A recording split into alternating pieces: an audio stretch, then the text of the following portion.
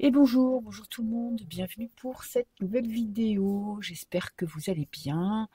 J'ai vu qu'il y avait pas mal de nouveaux abonnements, mais ça me fait plaisir. Merci à tous ceux qui arrivent sur ma chaîne. Alors vous allez voir, les tirages, il n'y a pas trop de logique dans les sujets, mais c'est selon mes inspirations. Inspiration du jour. Je vais faire une petite série sur des personnalités publiques. Et je vais faire des tirages relationnels. Normalement, c'est des tirages que je fais plutôt pour des personnes, pour des relations de couple, ou quand on veut savoir ce que l'autre pense de nous, ou savoir comment va évoluer une relation. Vous voyez, plutôt quelque chose d'émotionnel, d'amoureux, sentimental. Là, je vais faire ça, mais un peu différemment. C'est que je vais m'intéresser à une personnalité publique et voir quelle est réellement la relation entre ces deux personnes. Alors aujourd'hui, je vais faire Trump. Je vais essayer de faire 3 tirages, voir si c'est pas trop long, j'espère. Je vais faire Trump et Poutine. Voilà, on va voir un petit peu quel est leur lien, comment ils sont dans la relation. Je vais faire Trump et Macron, pour voir un peu, parce que quand même, Macron, même si on l'aime pas, c'est notre président. Et je vais faire Trump et Elon Musk, puisque apparemment, ils travaillent main dans la main. Donc je vais essayer de ne pas être trop longue dans les interprétations, d'aller à l'essentiel.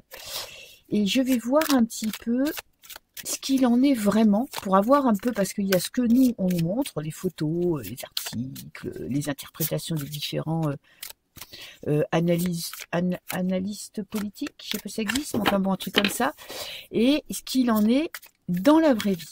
Ok, alors je vais commencer avec Trump. Je vais mettre Trump de ce côté-là et Poutine de ce côté-là pour voir quel est leur lien.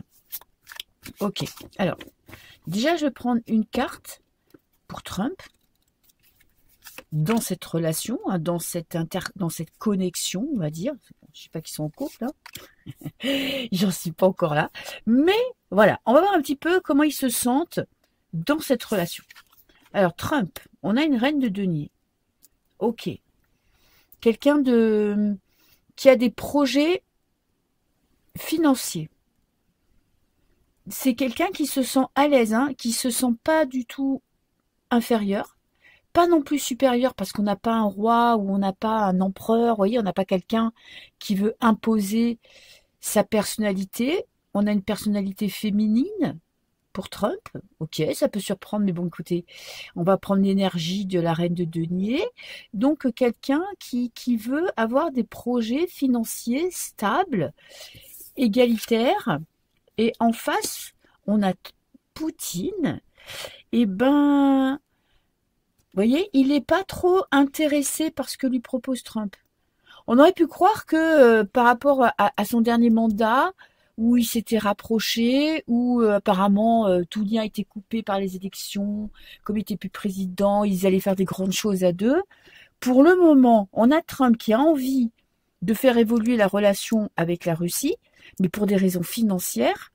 Et on a un Poutine, eh ben, je vous dirais que Poutine, il s'en bat un peu le nœud, quoi. Il n'est pas intéressé parce que lui propose Trump. On dirait que Trump, il veut faire enterrer la l'âge de guerre entre les deux pays, même si c'est peut-être pas lui qui a initié les conflits. Trump voudrait apaiser la situation. Après, il est intéressé, hein. C'est pas parce qu'il le trouve sympa, hein. Il est intéressé. Il sent bien qu'il en a besoin. Et on a un Poutine, bah, franchement, il n'est pas, ça l'intéresse pas des masses. Vous voyez, il est repli sur lui-même. Ouais, il voit venir la chose, mais il sent pas un petit peu le nœud, quoi. Il est pas, c'est pas son kiff. Alors, j'avais préparé des petites notes pour pas me mélanger, pour pas me perdre. Et alors, je vais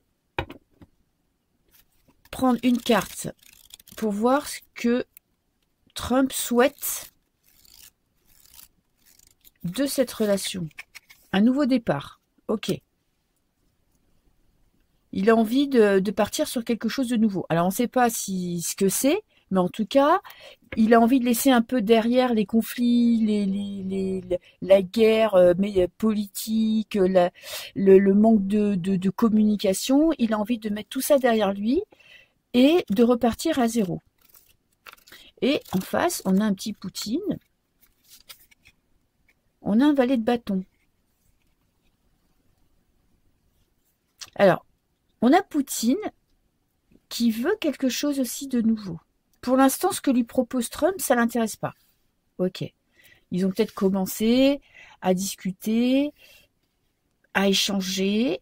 Peut-être que Trump va aller trop vite, parce que lui, il est plutôt dans la réflexion, dans ok, il est prêt à changer les relations. Il veut aussi, il a un intérêt qu'il veut défendre. Pour l'instant, ce que lui propose Trump, ça ne lui va pas parce que je pense qu'il veut aller trop vite. Mais il n'est pas non plus fermé à une discussion, à des négociations. Ok. Je vais prendre une deuxième carte pour voir. Alors ça, on avait dit ses attentes, qu'est-ce qu'ils espéraient. Je vais voir les blocages. Blocage, la mort. Alors, ça peut parler de la guerre. Ça peut parler aussi, ça peut dire que la situation qui était il y a 4 ans entre les États-Unis et la Russie n'est plus la même qu'aujourd'hui. Entre deux, il s'est passé ce qui s'est passé. Hein. Il y a eu conflit dans un autre pays, mais bon, c'était quand même 2 pays qui se combattaient. Il y a des choses qu'on ne peut pas rattraper. Il y a aussi cette notion on a un roi et une reine qui ont la tête coupée. Alors peut-être qu'il y a pour le moment le blocage, c'est que même si on sait que Trump va être président, il n'a peut-être pas encore assez de pouvoir pour faire avancer, pour faire évoluer leur relation. Ok, on va voir comment va évoluer la situation. Il y a encore la guerre qui est présente aussi, et du coup, pour le moment, il y a des choses à discuter.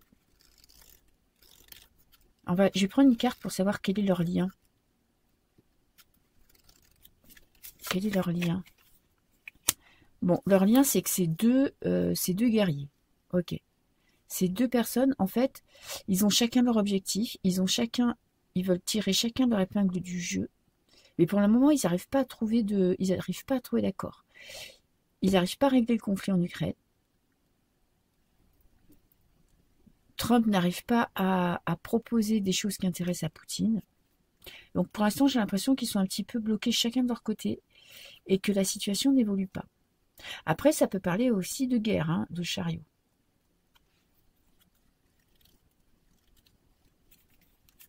Alors, ils vont trouver un terrain d'entente avec l'étoile. On a le 8 d'épée. Il y a quand même des choses, il y a des secrets alors peut-être que nous, on ne peut pas savoir. Voilà, parce qu'on n'est que le petit peuple. Et que peut-être il y a des secrets entre les deux. Des choses qui sont tues. Et qu'est-ce que j'ai c'est bloqué. Donc il y a... En fait, ils vont commencer. Je pense qu'une fois que Trump sera président, on va voir une embellie. On va se dire, tiens, ça y est, ils ont réglé leur problème. Mais il y aura quand même peut-être des secrets qui vont remonter à la surface. Ils vont se prendre la tête, parce que quand même, le 8 d'épée, on ne règle pas les conflits, on n'arrive pas à trouver de solution, et la situation va être de nouveau bloquée. Donc il va vraiment y avoir des hauts et des bas dans leur relation, parce qu'en fait, Poutine n'est pas vraiment, pour l'instant, n'est pas vraiment intéressé par les propositions de Trump. Ils ont quand même chacun des intérêts à défendre. Hein. C'est pas vraiment des potes. Hein. Je vous dirais pas qu'il y a 2 cartes vraiment d'amitié qui s'entendent hyper bien. C'est pour les photos. Hein. Ce qu'on nous montre des fois dans certains journaux, hein, que c'est 2 super copains qu'ils arrivent à trouver, à discuter, à rigoler, c'est de la façade. Hein. Alors, je vais prendre ce jeu-là pour voir un petit peu comment Trump se sent dans ce couple, on va dire dans cette relation. On a... il ne peut pas être lui-même. Il ne sait pas à qui il a affaire. On a 2 personnes quand même qui jouent un rôle, qui ne sont pas elles-mêmes. Il ne sait pas trop. En fait, il ne sait pas trop à qui il a affaire. Donc lui, il essaye un petit peu de modérer la monture, de faire des efforts, mais il ne sait pas à qui il a affaire. Il ne se sent pas en supériorité. Et du côté de chez Poutine, on a alors un couple avec un enfant. Ouais, on a quelqu'un qui attend, en fait, qui attend quelque chose, je sais pas, un cadeau, un service. Et on a la pilule verte. Pas la pilule bleue ou la pilule rouge. On a quand même quelqu'un qui est dans l'émotionnel. J'arrive pas trop à... Je sais pas si vous avez une idée quand vous voyez les deux cartes de ce que Poutine, comment Poutine se sent dans la relation. J'ai l'impression qu'il se sent comme un père de famille qui doit faire grandir, vous voyez, comme cet enfant qui doit faire grandir, qui doit faire évoluer. Il se sent pas en infériorité, hein.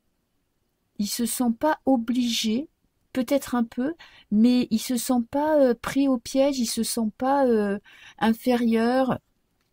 C'est assez bizarre. J'arrive pas trop à Poutine, comment il se sent face à Trump dans cette relation. Ok. Il y a quand même, il y a des, comme je vous disais, il y a des moments, ça peut paraître pas mal, mais il y a quand même des gros blocages, des problèmes de communication, des projets qu'ils n'arrivent pas à mener à terme, ils n'arrivent pas à mettre. Vous voyez là, c'est deux personnes qui devraient se mettre d'accord sur l'éducation. Peut-être c'est cet enfant qui pleure. Est-ce qu'on va le prendre tout de suite dans ses bras ou est-ce qu'on attend? Vous voyez, c'est vraiment des décisions qu'on doit prendre sur l'éducation. Ça peut être des décisions politiques, ça peut être des choix politiques, des choix, et ils n'arrivent pas à se mettre d'accord. Ils n'arrivent pas à trouver un terrain d'entente. Et on a Trump qui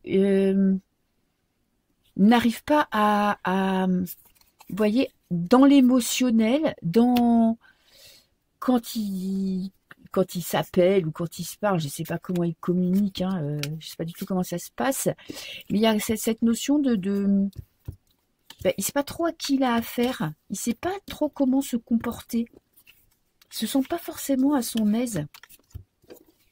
Voilà. Mais si on nous avait dit que l'entente était parfaite entre Trump et Poutine, je ne pense pas. Je ne pense pas que ils vont trouver forcément un moyen de bien s'entendre aussi facilement que ce qu'on peut l'imaginer. Ok, affaire à suivre. Et je vais faire pareil, je vais faire Trump et Macron.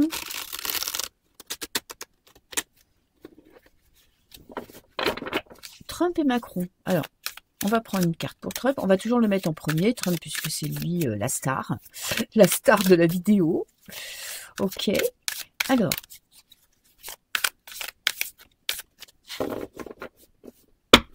Trump et Macron. Ok. Trump. Ah, il a un esprit revanchard quand même, hein. Il a envie de couper des têtes, Trump. Il n'a pas trop envie d'être dans la diplomatie, hein. Il a plutôt envie d'imposer ses décisions. Et il a envie de... Vous voyez, on a un homme et une femme. On a une femme blonde, couronnée. C'est un petit peu... il a envie de passer à autre chose, quoi. Il se sent quand même prêt à écraser la France, hein. C'est pas, je veux dire, c'est une petite fourmi dans son agenda, quoi. En face, on a Macron. Macron, comment il se sent dans cette relation?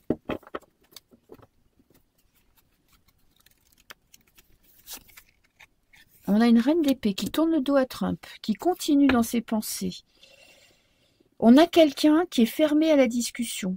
Et Macron, alors, vous savez ce que j'en pense, Macron n'est pas du tout intéressé par Trump, impressionné, intéressé, influencé. Il ne s'occupe pas du tout des décisions. C'est comme si, ok, il est président, mais lui, il s'en fout complètement.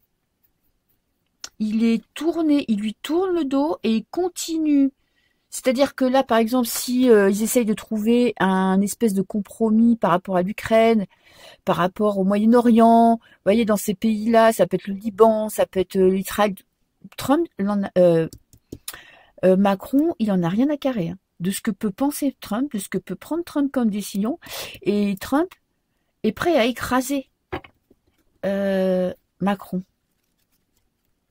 Alors, Trump, qu'est-ce qu'il attend de cette relation? Parce qu'ils vont, même s'ils peuvent pas se blairer, même si apparemment, je veux dire, ils peuvent pas se saquer, hein, tous les deux, hein. Ils sont quand même obligés d'avoir des relations. Alors, qu'est-ce que Trump attend de cette relation? On a le 5 de coupe. Alors, on a quand même beaucoup de sang, hein, du côté de chez Trump. Il y a un changement d'attitude par rapport à son dernier mandat. Il y a... C'est marrant, hein, on a beaucoup de deux cartes qui parlent de la mort, qui parlent du deuil, qui parlent de passer à autre chose. J'ai l'impression qu'il a envie de l'écraser, quoi. Qu'il a envie Et c'est marrant, hein. Qu'est-ce qu'il attend de cette relation? Pas grand-chose, hein. Et là, on a des difficultés à communiquer. On a quelqu'un qui est buté, qui sait pas comment l'aborder, qui sait pas comment parler avec lui, qui a quand même du mal à entamer la relation.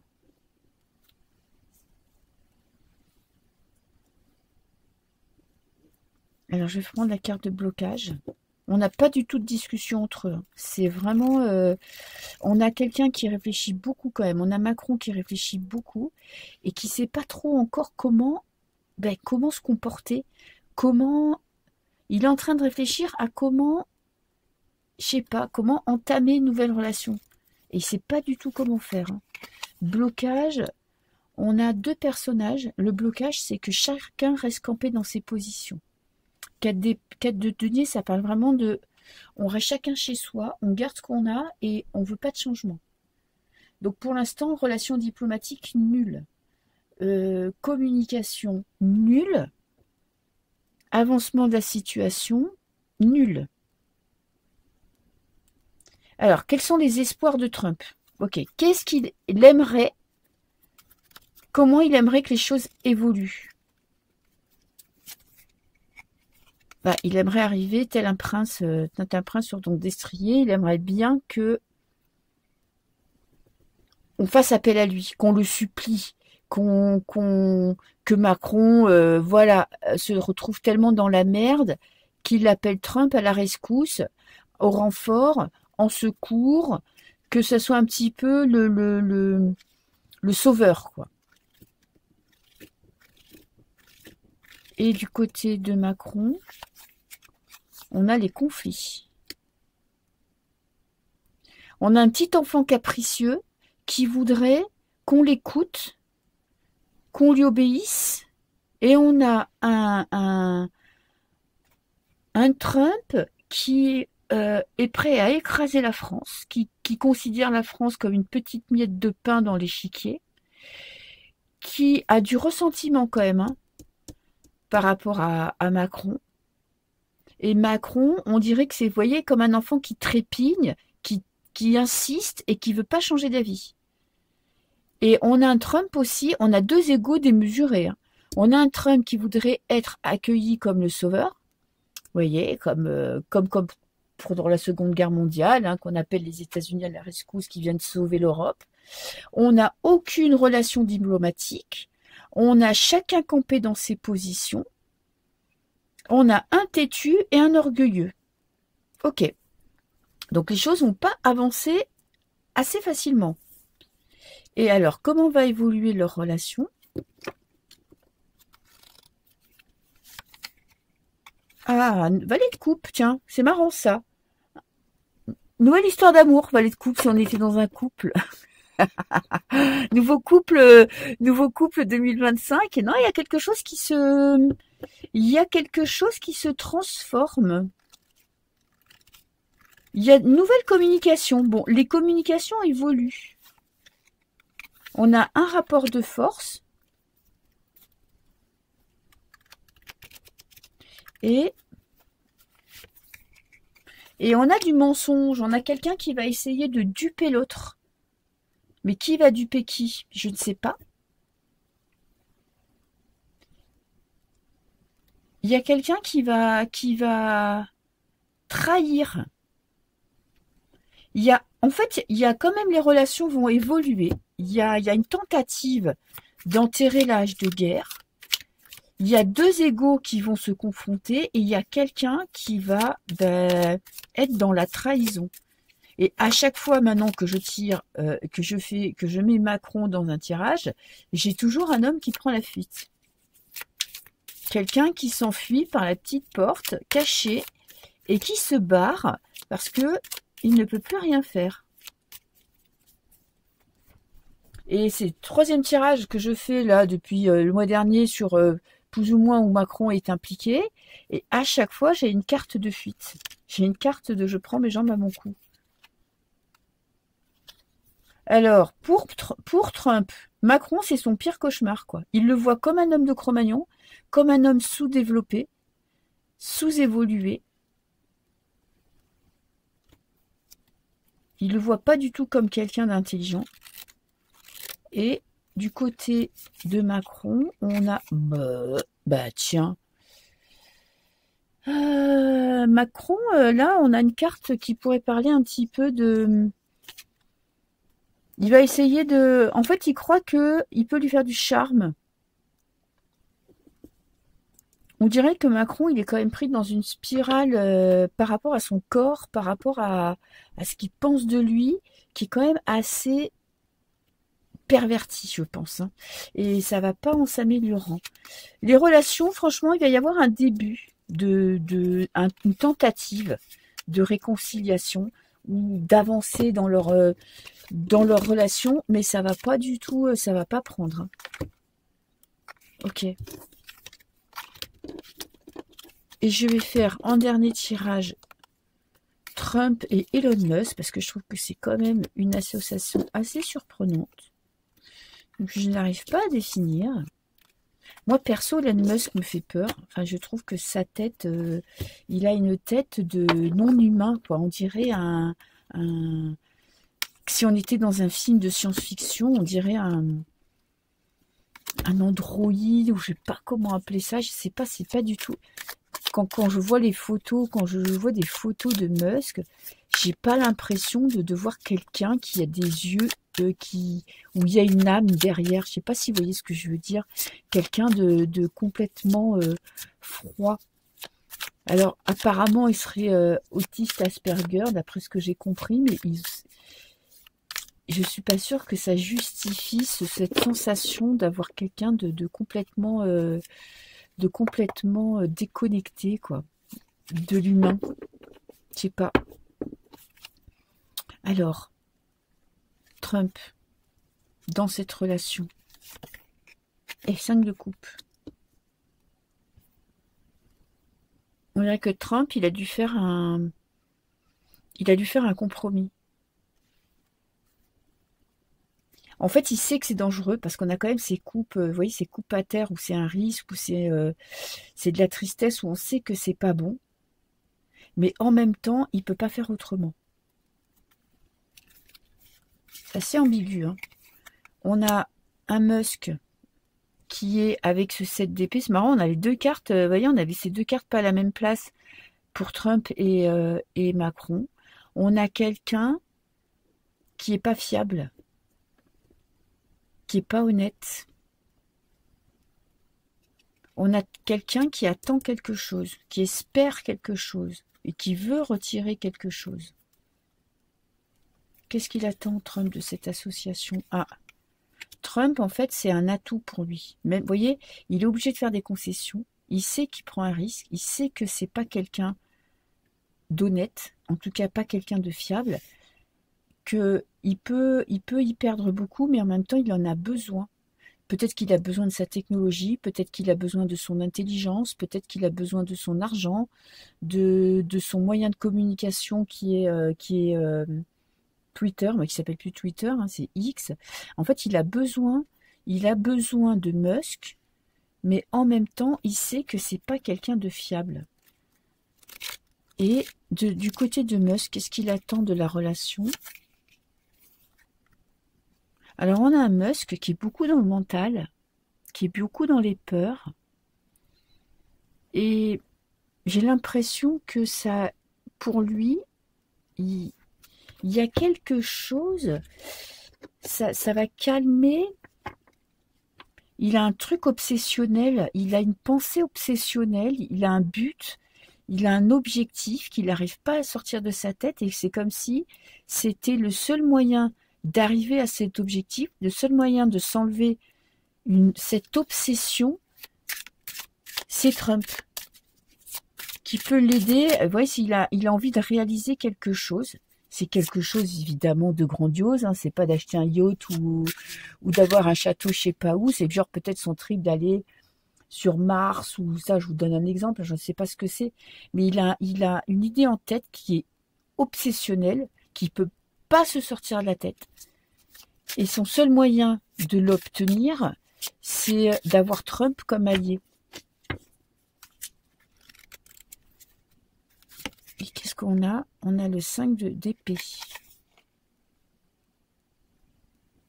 Et il a un moyen de pression sur Trump. Trump, il a besoin de lui pour atteindre ses objectifs, pour conquérir, je sais pas, le monde, son pays, les Américains, je sais pas. Ça, c'est une carte plutôt d'aller de l'avant et de partir à la conquête de quelque chose. Et on a un Elon Musk qui est complètement obnubilé, obsédé par un objectif qu'il ne peut pas atteindre tout seul. Son argent ne suffit pas. Il a besoin du pouvoir. Pas très sain comme alliance, hein. Si vous étiez dans un mariage, je vous dirais, là, franchement, objectif nul, quoi. Pas beaucoup de sentiments dans tous ces tirages. À part les 5 de coupe qui est sorti dans 2 tirages qui parlent vraiment de deuil et de tristesse, on n'a pas beaucoup d'émotionnel. On est vraiment dans de la politique, hein. Alors, c'est quoi le blocage entre les deux? Eh bien, on a 2 personnages qui ont chacun leur objectif, qui sont des conquérants, qui ont du mal à se mettre d'accord. Ils vont avoir du mal à trouver, à faire passer l'autre avant eux. C'est-à-dire qu'il n'y en a pas un qui veut se mettre au second plan. On dirait que Musk, il n'est pas président, mais il veut autant d'importance, autant de pouvoir décisionnel que Trump. Et ça va bugger. Alors, comment ça va évoluer leur relation?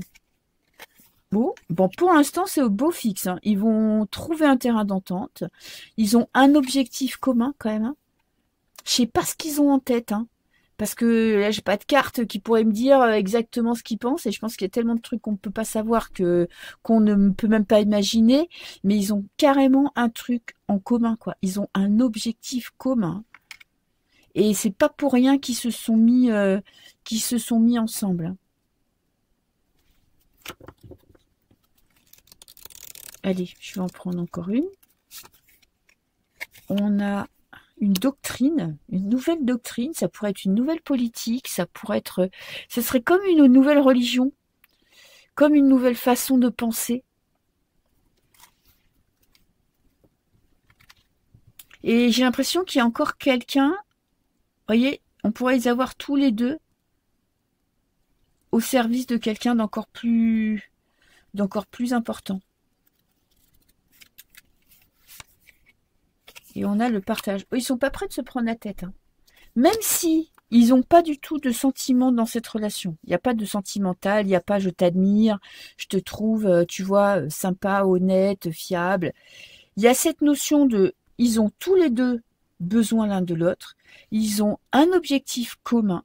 Ils vont avoir du mal quand même à arriver à ménager leur ego pour pouvoir aller dans la même direction. trouver un terrain où ils peuvent être égaux, mais il y a quand même quelqu'un au-dessus qui les drive. Il y a quelqu'un au-dessus d'eux qui, eh ben, ils sont quand même au service tous les deux, c'est-à-dire qu'ils sont tous les deux égaux face à cette personne. Donc on a un Trump, bien, ok, il est président, mais il n'a pas tout pouvoir. C'est cette personne-là qui a tout pouvoir. Donc ils vont trouver, eux, ils vont trouver un terrain d'entente pour atteindre leur objectif. Hein. Même si on a un Musk qui est quand même un peu plus roublard, on a de la déception chez Trump. On a peut-être Trump qui le voit de plus en plus tel qu'il est vraiment, mais ça n'empêche pas qu'il a quand même cet objectif et qu'il lâchera pas l'affaire et qu'ils vont réussir à trouver ce terrain d'entente parce qu'il y a quelqu'un qui les met dans la même direction. C'est comme si vous aviez deux RH, je ne sais pas comment on dit dans les boîtes, et que vous avez quand même le patron qui a le dernier mot, et que si vous voulez continuer à bosser, vous êtes quand même obligé de trouver un terrain d'entente, de trouver des compromis quand ça ne va pas. Alors on a Trump. Comment il se sent dans la relation? Je pense qu'il n'arrive pas trop à communiquer, c'est-à-dire qu'il n'a pas trop capté ce personnage. Il peut très vite le mettre en colère, il peut très vite, vous voyez, lui faire péter des plombs. Vous voyez cette femme qui fait la gueule, c'est-à-dire qu'on n'arrive pas à trouver la communication, on n'arrive pas à trouver un terrain d'entente. Ils ont du mal quand même à communiquer en adulte, à résoudre des conflits en adulte. Peut-être que c'est pour ça qu'il y a ce troisième personnage qui intervient. Et du côté de chez Musk, eh ben, on a un Musk comme on l'imagine, hein, qui comprend pas les relations humaines, donc il continue son petit chemin. Il est enfermé sur lui-même. Il n'est pas trop. Il y a quand même de la jalousie. Il y a quand même. Peut-être que quelque part, il aimerait bien être un peu plus expressif, mais il n'est pas trop intéressé par les éclats de Trump, son côté théâtral, tout ça. Ça l'intéresse pas des masses, lui. Il est focal. Il est focal sur son objectif. Voilà. Bon, ben voilà pour ma première série de relations entre personnalités publiques. Donc, peut-être que j'en ferai d'autres. Je verrai s'il y a d'autres personnages qui m'intéressent ou s'il y en a d'autres qui vous intéressent. N'hésitez pas à me le dire. Je le ferai avec grand plaisir. Et puis, écoutez, je vous souhaite une bonne semaine. J'espère qu'il fait meilleur que chez moi, parce que là, ici, il fait un froid de gueux. Mais bon, et c'est que le mois de novembre. Hein. On va voir pour la suite. Je vous fais des bisous. Et puis, je vous dis à très bientôt. Ciao, ciao tout le monde.